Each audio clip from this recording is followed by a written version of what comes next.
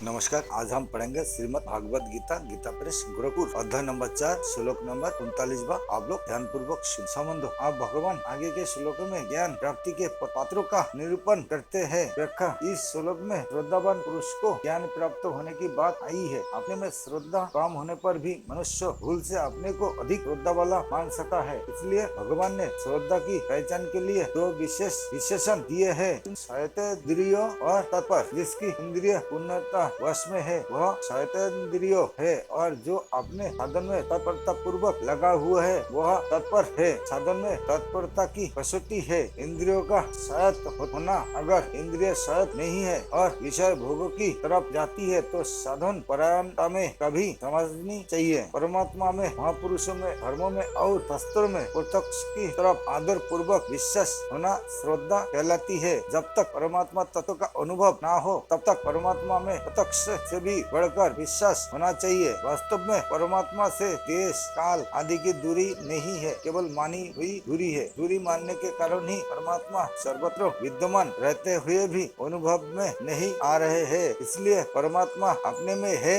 ऐसा मान लेने का नाम ही श्रद्धा है। कैसा ही व्यक्ति क्यों ना हो, अगर वह एकमात्र परमात्मा को प्राप्त करना चाहता है तो और परमात्मा अपने में है ऐसी श्रद्धा वाला है तो उसे अवश्य परमात्मा तत्व का ज्ञान हो जाता है। संसार प्रतिक्षण ही जा रहा है, एक क्षण भी टिका नहीं। उसकी स्वतंत्र सत्ता है ही नहीं, केवल परमात्मा की सत्ता से ही वह सत्तावान दिख रहा है। इस तरह संसार की स्वतंत्र सत्ता को ना मानकर एक परमात्मा की सत्ता को ही मानना श्रद्धा है। ऐसी श्रद्धा होने पर तत्काल ज्ञान हो जाता है। जब तक इंद्रिय स्वयं ना हो और साधन में तत्परता ना हो तब तक श्रद्धा में कमी समझनी चाहिए। यदि इंद्रिय विषय की तरफ जाती है तो साधन में तत्परता नहीं आती। साधन में तत्परता ना होने से दूसरे की परायणता, दूसरे का आदर होता है। जब तक साधन परायणता नहीं होती तब तक श्रद्धा भी पूरी नहीं होती। श्रद्धा पूरी ना होने के कारण ही तत्व के अनुभव को देरी लगती है, नहीं तो नित्य प्राप्त तत्व के अनुभव में देरी का कारण है ही नहीं। इसी अध्याय के 34वें श्लोक में भगवान ने गुरु के पास जाकर विधि पूर्वक ज्ञान प्राप्त करने की प्रणाली का वर्णन करते हुए 3 साधन बताए। प्राणिपात, परिप्रश्न और सेवा। यह भगवान ने ज्ञान प्राप्त करने का एक साधन बताया है, श्रद्धा। 34वें श्लोक में उपदेशन की पदों से गुरु के द्वारा केवल ज्ञान का उपदेश देने की बात आई है। उपदेश से ज्ञान प्राप्त हो जाएगा ऐसी बात वहाँ नहीं आई, परंतु इस श्लोक में लभते पदों से ज्ञान प्राप्त होने की बात आई है। तात्पर्य यह है कि 34वें श्लोक में कहे साधनों से ज्ञान प्राप्त हो जाएगा ऐसा निश्चित नहीं है, परंतु इस श्लोक में कहे साधन से निश्चित रूप से ज्ञान प्राप्त हो जाता है। कारण यह है कि 34वें श्लोक में कहे साधन बहिरंग होने से कपट भाव से तथा साधारण भाव से भी किया जा सकता है, परंतु इस श्लोक में कहा साधन अंतरंग होने से कपट भाव से तथा साधारण भाव से नहीं किया जा सकता। गीता 17वें अध्याय का 3रा श्लोक। इसलिए ज्ञान की प्राप्ति में श्रद्धा मुख्य है। ऐसा एक तत्व या बोध है जिसका अनुभव मेरे को हो सकता है और अभी हो सकता है, यही वास्तव में श्रद्धा है। तत्व भी विद्यमान है, मैं भी विद्यमान हूँ और तत्व का अनुभव करना भी चाहता हूँ। फिर देरी किस बात की? विशेष बात बड़े आश्चर्य की बात है कि जो नित्य निरंतर विद्यमान रहता है वह तो प्रिय नहीं लगता, और जो निरंतर ही बदल रहा है, जा रहा है, वह संसार प्रिय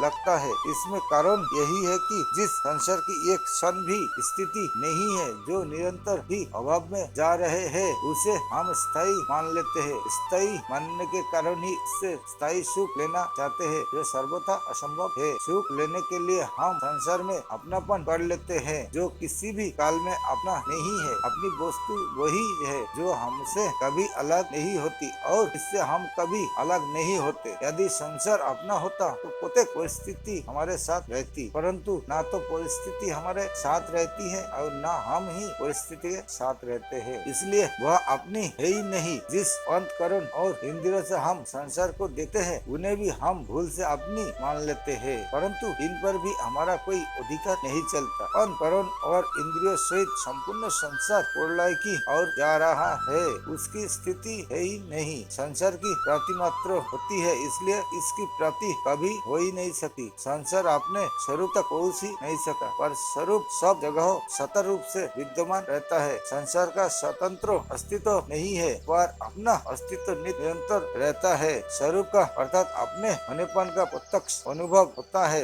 अपवित्र नशील है, यदि वह परिवर्तनशील होता तो संसार के परिवर्तन को कौन देखता। हमें जैसे संसार के निरंतर परिवर्तन और अभाव का अनुभव होता है, ऐसे आपने परिवर्तन और अभाव का अनुभव कभी नहीं होता। ऐसा होने पर भी परिवर्तनशील शरीर के साथ अपने को मिलाकर उसके परिवर्तन को भूल से अपना परिवर्तन मान लेते हैं। शरीर के साथ संबंध मानकर शरीर की अवस्था को अपनी अवस्था मान लेते हैं। विचार करें कि यदि शरीर की अवस्था के साथ हम एक होते तो अवस्था के चले जाने पर हम भी चले गए होते। इससे सिद्ध होता है कि जाने वाले अवस्था दूसरी है और हम दूसरे हैं। इस प्रकार के अपने निश्चित स्वरूप का अनुभव होना ज्ञान है। दूसरी बात, इस 39वें श्लोक में लभते पद आया है, जिसका तात्पर्य है जिस वस्तु का निर्माण नहीं होता ऐसी नित्य सिद्ध वस्तु की प्राप्ति। जिस वस्तु का निर्माण होता है अर्थात जो वस्तु पहले नहीं होती वस्तु बनाई जाती है, उस वस्तु की प्राप्ति में लभते नहीं कह सके, कारण कि जो वस्तु पहले नहीं थी तथा बाद में भी नहीं रहेगी ऐसी वस्तु की प्राप्ति तो होती है पर प्राप्ति नहीं होती। अतीत होने वाली वस्तु की प्राप्ति मान लेना अपने विवेक का सर्वथा अनादर है। जो संसार की उत्पत्ति के पहले भी रहता है, संसार की उत्पन्न होकर होने वाली स्थिति में भी रहता है और संसार के नष्ट होने के बाद भी रहता है, वह तत्व है नाम से कहा जाता है और है की प्राप्ति को ही लभते कहते हैं। परंतु जो वस्तु उत्पन्न होने से पहले भी नहीं थी और नष्ट होने के बाद भी नहीं रहेगी तथा बीच में भी निरंतर नाश की ओर जा रही है, वह वस्तु नहीं नाम से कही जाती है। नहीं की प्राप्ति होती है, प्राप्ति नहीं। जो है वह तो है ही और जो नहीं है वह है ही नहीं। नहीं को नहीं रूप से मानते हुए है को है रूप से मान लेना श्रद्धा है, जिससे निश्चित ज्ञान की प्राप्ति हो जाती है। 9वें अध्याय के 3 श्लोक में भगवान ने निषेध मुख से कहा है कि श्रद्धा रहित पुरुष मेरे को प्राप्त न होकर जन्म मरण रूप संसार चक्र में घूमते रहते हैं। उसी बात को यह विधि मुख से कहते हैं कि श्रद्धावान पुरुष परम शांति को प्राप्त हो जाता है, अर्थात मेरे को प्राप्त होकर जन्म मरण रूप संसार चक्र से छूट जाता है। परम शांति का तत्काल अनुभव न होने का कारण है जो वस्तु अपने आप में है उसको